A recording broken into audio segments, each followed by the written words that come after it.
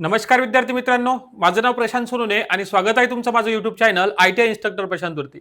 मित्रांनो, मी electrician first इयरच्या विद्यार्थ्यांसाठी थेरीचे क्लास चालू केले होते, पण सोबत मला भरपूर विद्यार्थ्यांनी त्यावेळेसही मेसेज केलं होतं की सर तुम्ही काय करा, ईएसचे लेक्चर घ्या. तर आपण ईएसचं मी पहिलं डेमो लेक्चर अपलोड केलं होतं. त्या डेमो लेक्चरवरती मी तुम्हाला तेव्हाही बोललो होतो, जर तुम्हाला समजत असेल माझं शिकवलेलं तर तुम्ही कमेंट करा. आणि भरपूर विद्यार्थ्यांनी मला कमेंट केल्या, भरपूर विद्यार्थ्यांनी मेसेज सुद्धा केले की सर आता ईएसची सिरीज कंटिन्यू करा. त्यासाठीच मी फर्स्ट इयरच्या, तो कोणताही ट्रेडचा विद्यार्थी असो, सगळ्या ट्रेडच्या विद्यार्थ्यांना फर्स्ट इयरचा किंवा एका वर्षाचा ट्रेड असेल तर ईएस सारखं असतं, तर त्या विद्यार्थ्यांसाठी मोस्ट इम्पॉर्टंट क्वेश्चन सिरीज आणलेली आहे, ज्याच्यामध्ये कम्प्लीट म्हणजे काय सगळे मिक्स एमसीक्यू आणणार आहे. जे एमसीक्यू तुम्हाला याच्या आधी एक्झाम मध्ये आलेले आहेत आणि किंवा यापुढे एक्झाम मध्ये येऊ शकतात अशा एमसीक्यूची सिरीज आपण चालू केलेली आहे. आणि आजचा याचा दुसरा पार्ट आहे. या आधीचा पहिला पार्ट मी माझ्या चॅनलवरती अपलोड केलेला आहे. ज्यांनीही तो पार्ट बघितला नसेल आधी त्यांनी तो बघून घ्या. आणि आज आपण या सिरीजच्या दुसऱ्या पार्टला सुरू करूया. बघा, पहिला प्रश्न असा आहे की which punctuation mark should be use in a following sentence. आता हे झालं इंग्लिशमध्ये, आपल्या पोराचे इंग्लिशचेच बांधे राहतात. मराठीमध्ये वाचतो. मराठीत काय म्हणतं बघा, खालील वाक्यात कोणतं विरामचिन्ह वापरावे. आता वाक्य काय ते तर बघा, वाक्य तर मराठीत देणार नाही. वाक्य आहे बघा, is there any engineer here. Is there any engineer here. जर तुम्हाला थोडंही इंग्लिश समजत असेल, बघा येस सॉल्व्ह करताना मी तुम्हाला 2-3 गोष्टी आधी सांगतो की जर तुम्ही येस सॉल्व्ह करत असाल तर तुम्ही एक खूप चांगले व्यक्ती आहेत. आणि सोबत थोडं काय करायचं, जेही आपण डेली लाईफमध्ये जे थोडीफार इंग्लिश बोलतो त्याचा आधार घेऊन येस सॉल्व्ह करावा लागतो. मग आता इथं क्वेश्चन काय होतं, is there any site engineer here. जर तुम्ही असं ऐकलं की जर मराठीत आलं की आपण मराठीत अर्थ काय द्यायचा की तिथं कोणी साईट इंजिनियर आहे का, साईटवरती कोणी इंजिनियर आहे का. हा प्रश्नचिन्ह झाला ना, म्हणजे प्रश्नार्थक वाक्य झालं हे. आणि जर प्रश्नार्थक वाक्य असेल तर आपल्याला सर्वांना, आपण 10वी पर्यंत म्हणा मराठी व्याकरणात कुठेही शिकलो असेल की जर प्रश्नार्थक वाक्य असेल तर त्याच्या शेवटी प्रश्नार्थक चिन्ह द्यावं लागतं. म्हणजे याच्या शेवटी क्वेश्चन मार्क येणार, तिथे कोणी साईट इंजिनियर आहे का, एंडिंगला येणार क्वेश्चन मार्क. आणि क्वेश्चन मार्क येणार तर बघा एक्सक्लेमेटरी सेंटेन्स. एक्सक्लेमेटरी सेंटेन्स काय असतं, उद्गारवाचक वाक्य असतं की तुम्हाला एकदम आनंद झाला, बाबा केवढा मोठा हा साप, मग ते एकदम आश्चर्य झालं तुम्हाला, तर मग त्या ठिकाणी आपण उद्गारवाचक वाक्य वापरतो. म्हणजे हे येणार नाही, इथे येणार क्वेश्चन मार्क. कुठे काय येणार, क्वेश्चन मार्क. आणि मग फुल स्टॉप कुठे येत असतो रे, तर फुल स्टॉप येत असतो जिथेही वाक्य तुमचं संपलं, वाक्य संपल्यानंतर तुम्हाला फुल स्टॉप द्यावा लागतो.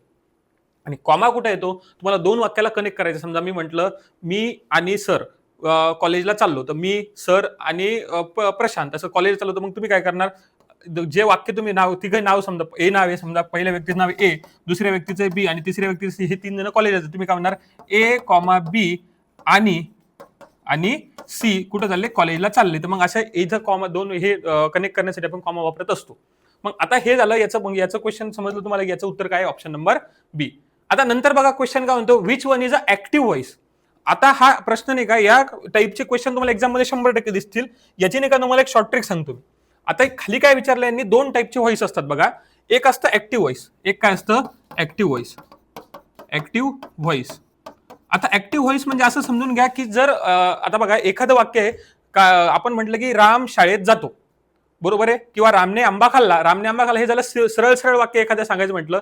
पण जर मी असं म्हटलं आंबा रामने खाल्ला, आंबा का कोणा खाल्ला, रामने, हे हे सरळ. ऍक्टिव्ह व्हॉइस आणि पॅसिव्ह व्हॉइस 2 टाईपचे व्हॉइस असतात. आता ऍक्टिव्ह म्हणजे की पहिल्या, म्हणजे जो फर्स्ट पर्सन बोलल. आता हे एवढं इंग्लिश तुम्हाला गरज नाही, पण एक लक्षात राहू द्या, जर ऍक्टिव्ह व्हॉइस असेल, ऍक्टिव्ह व्हॉइस जर का असेल तर ऍक्टिव्ह व्हॉइस मध्ये तुम्हाला सरळ एखाद्या नावानं वाक्य चालू होईल आणि त्याच्यामध्ये बाय राहणार नाही. काय राहणार नाही, बाय नावाचा सब्जेक्ट शेवटी राहणार नाही. जर पॅसिव्ह व्हॉइस असेल, काय सांगितलं मी, पॅसिव्ह व्हॉइस असेल तर ज्या वाक्यात तुम्हाला असं बाय दिसेल ना, शेंडी मी दाखवतो आपल्याला एंडिंगला, ज्या वाक्यामध्ये तुम्हाला बाय दिसेल ते समजून घ्यायचं ते कोणतं वाक्य, ते पॅसिव्ह व्हॉइसचं वाक्य आहे.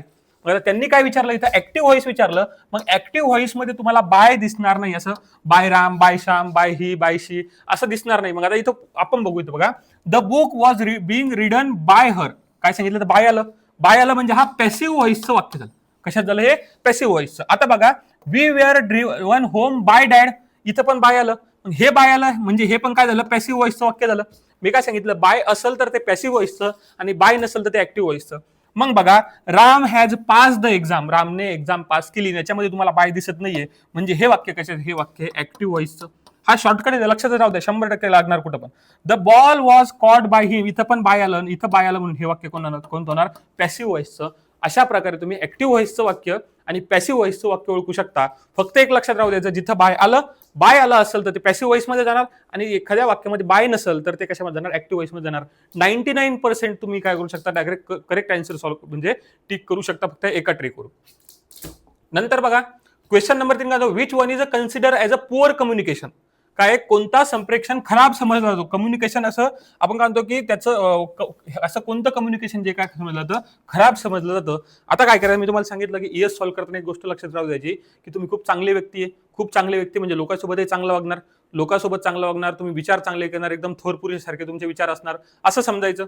मग आता खालीलपैकी कोणतं कम्युनिकेशन हे चुकीचं आहे किंवा आपण काय त्याला पुअर असू शकतो किंवा चुकीचं असू शकतं. बघा, message is a clear and direct. एखाद्याला एखादी गोष्ट सांगितली, तुम्ही त्याला क्लिअर बोलले आणि डायरेक्ट सांगितलं की सर मी उद्या कॉलेजला येऊ शकत नाही, माझं असं काम आहे. क्लिअर मेसेज आहे, म्हणजे हे चुकीचं असू शकतं का नाही, हे चांगलं कम्युनिकेशन आहे. उलट मेसेज इज एम्बिशियस. आता बघा, एम्बिशियस म्हणजे संदिग्ध, हे सांगतो मी तुम्हाला. Sender is positive towards the receiver.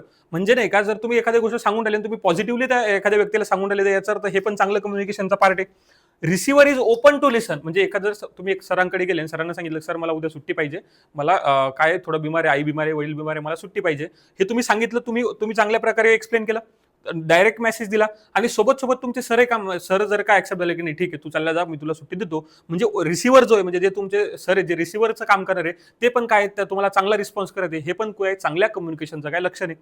मग आता याच्यात काय म्हणलं, मेसेज इज एम्बिशियस. संदेश कसा आहे, संदिग्ध आहे. संदिग्ध म्हणजे काय शकतो, एम्बिशियस म्हणजे काय, ज्याला आपण संदिग्ध म्हणू. तुम्ही क्लिअर नाही बोलून राहिले, सर मला जायचंय, किंवा तुम्ही गेल्यानंतर सरांना सांगितलंही नाही, किंवा सरला बोलताना असं प्रॉपर रिझनही सांगितलं नाही, सर मला जायचं. म्हणजे हे जर का मेसेज असा एम्बिशियस असेल किंवा संदिग्ध असेल तर हे काय होतं, पुअर कम्युनिकेशन मानलं जातं. आणि ऑप्शन नंबर, मग यांनी तेच विचारलं पुअर कम्युनिकेशन कोणतं आहे, ऑप्शन नंबर बी काय या प्रश्नाचं बरोबर उत्तर राहणार. नंतरचा प्रश्न बघा, question number 4, fill in the blank with a proper reflexive pronoun.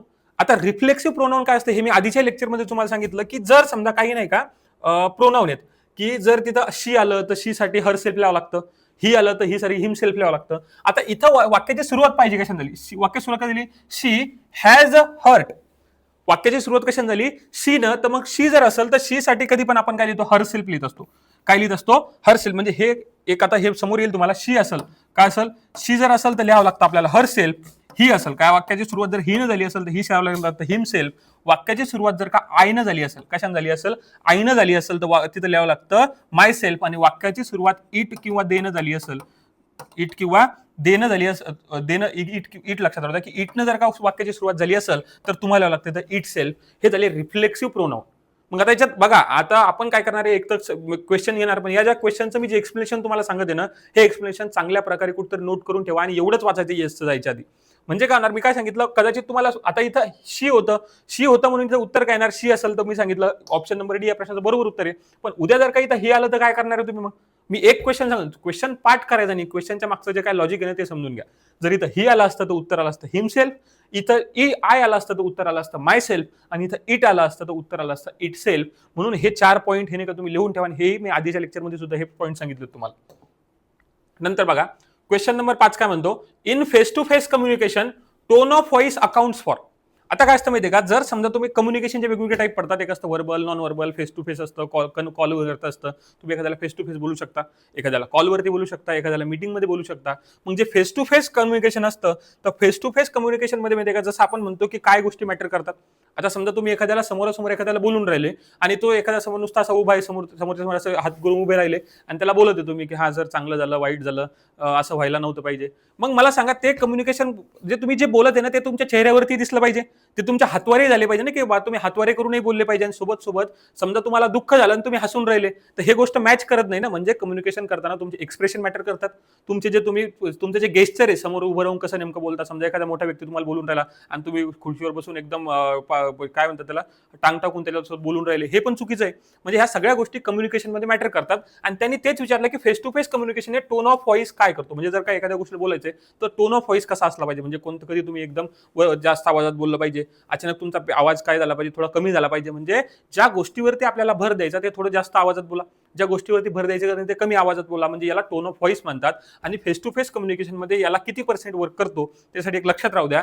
जर तुम्ही फेस टू फेस कम्युनिकेशन असेल तर तुमचे जे शब्द तुम्ही मांडता ना, हे शब्द फक्त 7% प्रभावी ठरतात. आता हे शब्द किती टक्के प्रभावी ठरतात, 7%. स्वरांचा आवाज म्हणजे तो तुमचा टोन ऑफ व्हॉइस जो असतो, म्हणजे तुम्ही कधी एकदम थोडा जास्त आवाजात बोलणार, कधी तुमचा आवाज ऑटोमॅटिक कमी होणार. म्हणजे बघा, जेही वक्ते तुम्ही बघता ते वक्त्यांचं भाषण आपल्याला याच्यासाठी आवडतं की ते कोणत्या वाक्यावर बरोबर भर द्यायचा ते बरोबर त्यावेळेस भर देतात, आणि कोणत्या वाक्य कमी आवाजात बोलते बरोबर कमी आवाजात बोलतात. म्हणून आपण म्हणतो तुला चांगला स्पीकर आहे. मग लक्षात येतं की स्वरांचा आवाज म्हणजे हा मॅटर करत असतो 38%. आणि सर्वात जास्त जी गोष्ट मॅटर करते मी तुम्हाला आत्ताही सांगितलं की तुमची शारीरिक भाषा कशी, बॉडी लँग्वेज कशी. तुम्ही एखाद्यासोबत बोलताना नेमकं कसं बोलून राहिले, तुम्ही नुसतं एखादा मोठा व्यक्ती तुम्ही बसून बोलून राहिले का, किंवा नुसते हातवारे काहीच नाही, नुसते असं म्हणजे खिशात हात घालून बोलून राहिले की हाताची घडी घालून फक्त बोलून राहिले, हे सुद्धा मॅटर करतं. म्हणजे तुमची बॉडी लँग्वेज कशी आहे हे सुद्धा face to face communication matter करत असतं. आता हे आज फक्त आपल्याला काय विचारलं त्यांनी, आवाजाचा टोन ऑफ व्हॉइस विचारलं तर याचं उत्तर येणार 38%. पण बॉडी लँग्वेज विचारलं तर बॉडी लँग्वेज आली असते आपली 55% आणि 7% आलं असतं आपलं तुमचे जे शब्द बोलता ना तुम्ही ते शब्द मॅटर करतात. म्हणून लक्षात ठेवा काय विचारलं, टोन ऑफ व्हॉइस विचारलं, टोन ऑफ व्हॉइस असतो आपला 7%. किती percent, sorry, tone of voice असतो 38%. तर उत्तर येणार 38%. ऑप्शन नंबर सी या प्रश्नाचं काय बरोबर उत्तर आहे. बघा क्वेश्चन नंबर 6 काय म्हणतो, fill in the blank with suitable place in a position. काय करायचं, त्यांनी काय सांगितलं की एक ज्या रिकाम्या जागी काय करा, एक सुटेबल याच्यापैकी शब्द भरायचा आहे. माय हाऊस इज काय, माय हाऊस इज रिकामी जागा द थर्ड फ्लोर. म्हणजे माझं घर जे आहे कितव्या फ्लोअरवरती, तिसऱ्या फ्लोअरवरती असं त्याला म्हणायचंय. मग मला सांगा माय हाऊस, आता तुम्ही काय म्हणणार, आपण म्हणतो ना the book is on the table, my house is on the third floor. माझं घर किती आहे, तिसऱ्या फ्लोअर वरती आहे. वरती आहे म्हणजे काय, ऑन शब्द वापरणार, म्हणून याचं उत्तर काय ऑन येणार. जर तुम्ही म्हणले असते माय हाऊस इज अंडर, आपण म्हणतो ना की बाबा त्या ब्रिज खाली भेट, मग ते आपण म्हणतो की बोला ते एखाद्या ब्रिज खाली तुम्हाला भेटायचं, ते काय म्हणतो, मी ब्रिजच्या खाली उभा आहे, मग त्या ठिकाणी आपण अंडर वापरलं असतं. आता कुठं भेटायचं, गार्डन मध्ये जर एखाद्याला भेटायचं, तू काय म्हणणार, meet me in the garden. In the garden, in the garden म्हणजे काय, मध्ये गार्डनच्या आतमध्ये भेट. मग आपल्याला त्यांनी काय विचारलं, थर्ड फ्लोअर वरती आहे, म्हणून आपण काय म्हणणार, जर वाक्य वाचायला गेलं तुम्ही तर इथं काय करायचं, ऑन जर टाकून पाहिलं, my house is on the third floor. आणि मी तुम्हाला एक तशी ट्रिक सांगितली होती, जास्त काही समजत नसताना काय करायचं, एक वाक्य उचलायचं आणि याच्यात टाकायचं, my house in the third floor आहे का, ऐकायला चांगलं वाटतं, नाही चांगलं वाटत. My house at the third floor, at आपण एखाद्या प्लेसला दर्शवायसाठी वापरतो, लक्षात राहू द्या. मीट मी ऍट द, आपण म्हणतो ना मीट मी ऍट एखाद्या, किंवा तुमच्या गावाचं नाव असलं ऍट प्लेस म्हणतो आपण, ऍट चिखला किंवा ऍट आरमोरी असं टाकतो ना, तर तिथं ऍट वापरतो. मग जे वाचायला चांगलं वाटेल त्या ठिकाणी काय करायचं, टाकून बघायचं. तसं याचं लॉजिकली उत्तर बघा, ऑप्शन नंबर की पाहिजे, ऑप्शन नंबर डी या प्रश्नाचं काय बरोबर उत्तर आहे. जर थोडंफार इंग्लिश यायला पाहिजे तुम्हाला. क्वेश्चन नंबर 7 बघा, you have greeted a customer, choose which of the following statement you should be complete after the greeting. म्हणजे आता मराठीत सांगतो, तुम्ही काय केलं, ग्राहकाला नमस्कार केला. ग्राहक, आता याच्यासाठी एक्झाम्पल सांगतो, आणि केला आणि अभिवादन पूर्ण करण्यासाठी खालीलपैकी कोणतं विधान वापरावं. आता कस्टमर केअर याचा सर्वात बेस्ट एक्झाम्पल सांगतो मी तुम्हाला. तुम्ही कस्टमर केअरमध्ये कॉल करता, समजा तुमच्या आयडियाचा काही प्रॉब्लेम, कोणत्याही कस्टमर केअरमध्ये कॉल करा, ते काय म्हणतात, गुड मॉर्निंग सर, मी तुमची काय मदत करू शकतो, असंच म्हणतात ना. किंवा तुम्ही कुठेही गेले, एखाद्या चांगल्या स्टँडर्ड हॉटेलमध्ये वगैरे गेले, किंवा स्टँडर्ड एखाद्या ठिकाणी गेले, तर ग्रीटिंग ज्यावेळेस करता तुम्ही, ग्रीटिंग म्हणजे त्यावेळेस तुम्ही कॉल, समजा तुम्ही कॉल केला आणि त्यांनी कॉल उचलला, तुम्हाला पहिलं वाक्य जर मराठीत असं बोलतील, गुड मॉर्निंग सर, मी तुमची काय मदत करू शकतो, किंवा इंग्लिशमध्ये बोलतील, good morning sir, how I can help you. म्हणजे मी तुमची काय मदत करू शकतो, मी कशासाठी कॉल केला. तर हेच त्यांनी विचारलं की ज्यावेळेस ग्रीटिंग कंप्लीट झालं, ग्रीटिंग म्हणजे good morning, good afternoon, good evening जे काय कंप्लीट झालं, त्याच्यानंतर काय वापरणार, व्हॉट डू यू वॉन्ट. ते डायरेक्ट म्हणतात का तुला काय पाहिजे, हे ऐकायला चांगलं वाटतं. म्हणजे काय, तुम्हाला काय हवे आहे, डायरेक्ट विचारत नाही, how may I help you, मी आपली कशी मदत करू शकतो, हे ते आपल्याला विचारतात. म्हणजे ऑप्शन नंबर बी काय या प्रश्नाचं बरोबर उत्तर आहे. Can I complete letter, why are you come, ते असं म्हणतात का तुम्ही इथं कशाला आले.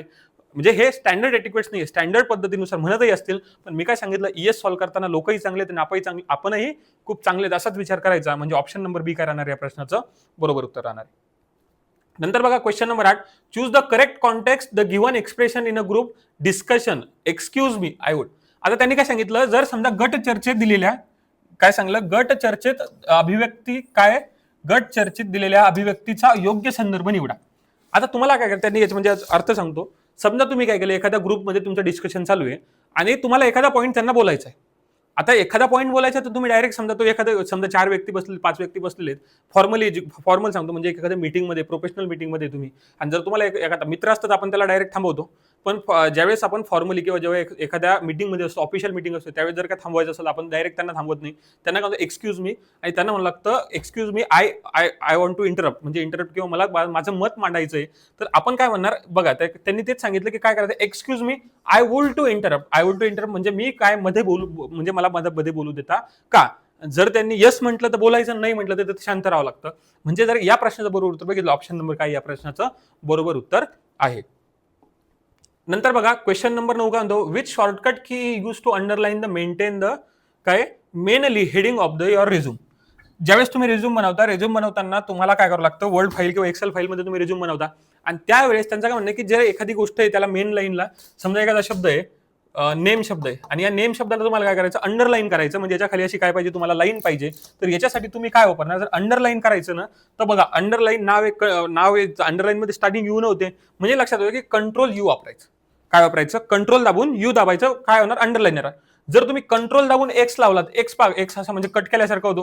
म्हणजे जर तुम्हाला एखादी गोष्ट मूव्ह करायची असेल ना, कंट्रोल एक्स दाबलं तर ती काय होते, कट होते गोष्ट आणि मूव्ह करू शकतो. कंट्रोल सी, कंट्रोल व्ही वगैरे आहे.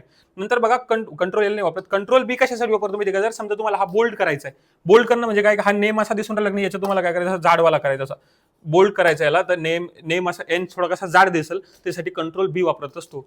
आम्ही आपल्याला काय विचारलं, मेन हेडिंगला आपल्याला अंडरलाईन करायचं आणि अंडरलाईन करण्यासाठी आपण काय वापरणार, कंट्रोल यू. म्हणजे ऑप्शन नंबर ए या प्रश्नाचं काय राहणार, बरोबर उत्तर राहणार आहे. नंतर बघा question number 10, which one is a passive voice. मी आता शॉर्ट ट्रिक सांगितलं तुम्हाला की आपल्याला आता काय ओळखायचं, आता पॅसिव्ह व्हॉइस ओळखायचा. मी सांगितलं ज्या वाक्यामध्ये, आता बघा इथं डायरेक्ट ट्रिक लक्षात राहू द्या, ज्या वाक्यामध्ये तुम्हाला खाली ऑप्शन मध्ये बाय दिसल, ज्या वाक्यातही तुम्हाला काय दिसल, बाय दिसल, ते वाक्य पॅसिव्ह व्हॉइसचं. ज्याच्यामध्ये बाय दिसणार नाही ते वाक्य झालं ऍक्टिव्ह व्हॉइस. प्रश्न पहिलाच होता, she was reading a book. Reading a book याच्यामध्ये बाय दिसलं का नाही, म्हणजे हा कोणता झाला, ऍक्टिव्ह व्हॉइस. कोणता झाला, ऍक्टिव्ह व्हॉइस झाला.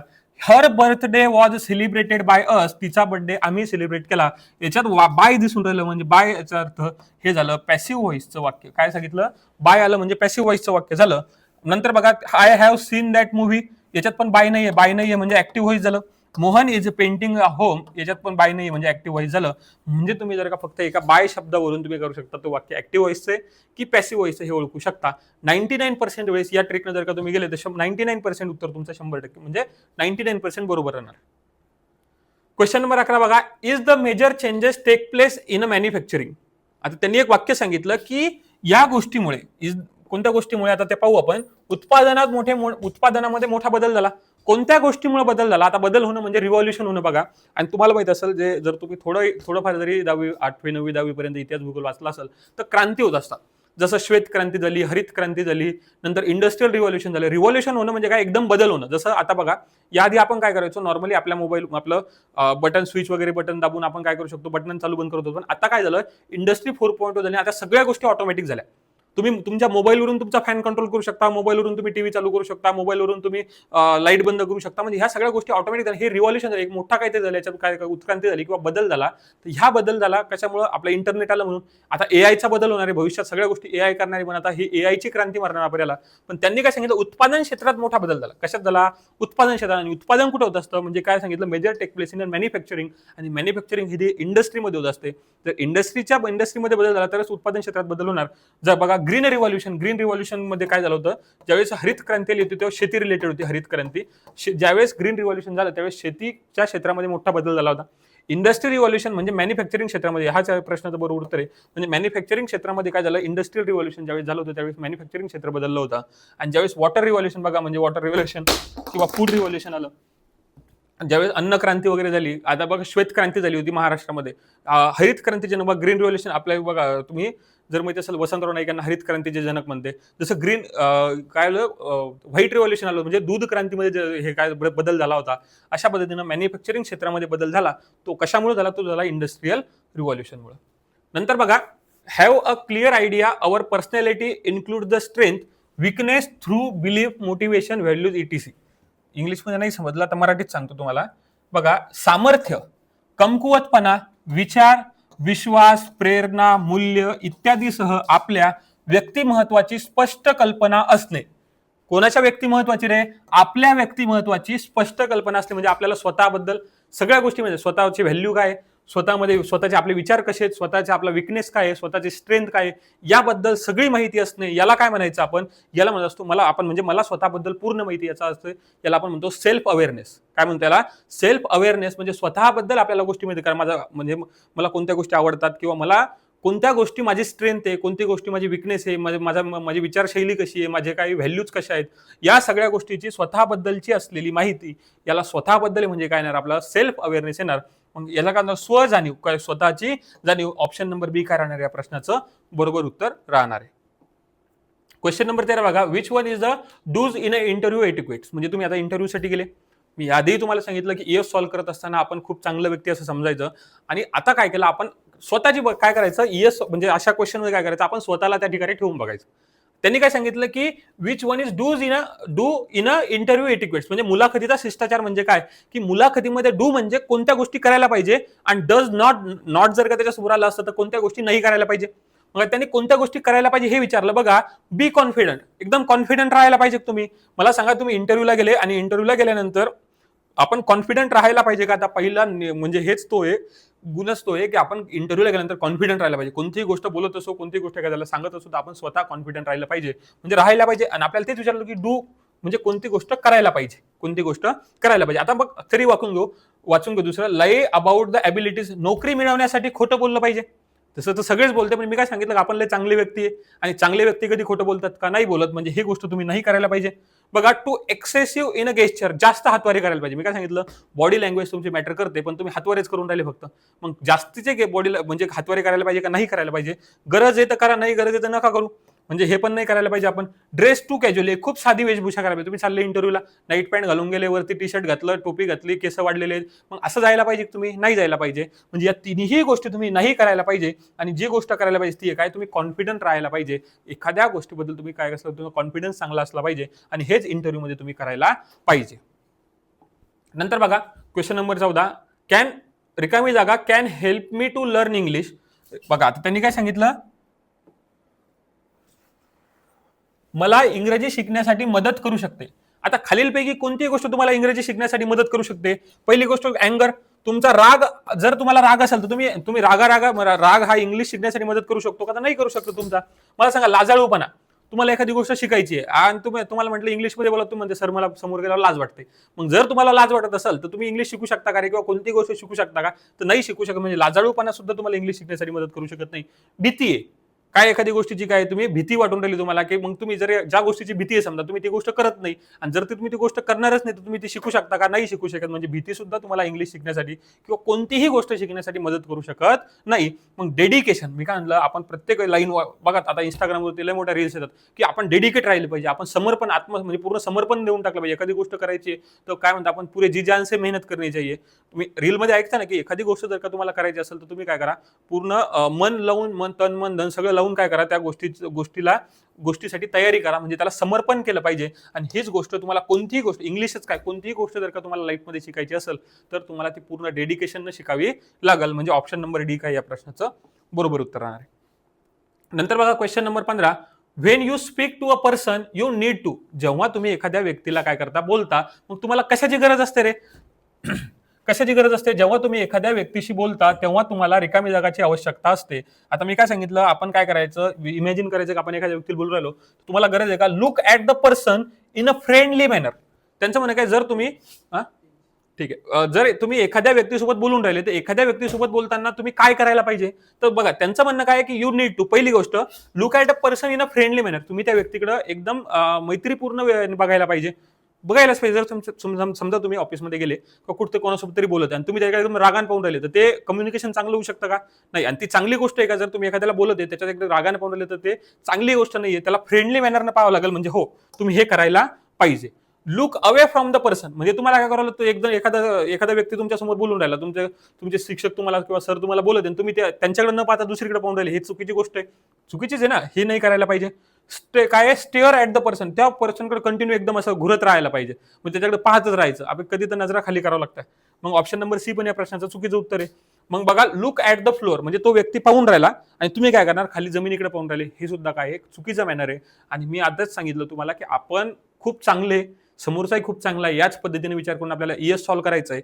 मी काय सांगितलं, जर समजा तुम्ही एखाद्याला बोलत आहे त्या व्यक्तीकडे look at the person at a friendly manner, म्हणजे त्या व्यक्तीकडे मैत्रीपूर्ण नजरेनं पहा.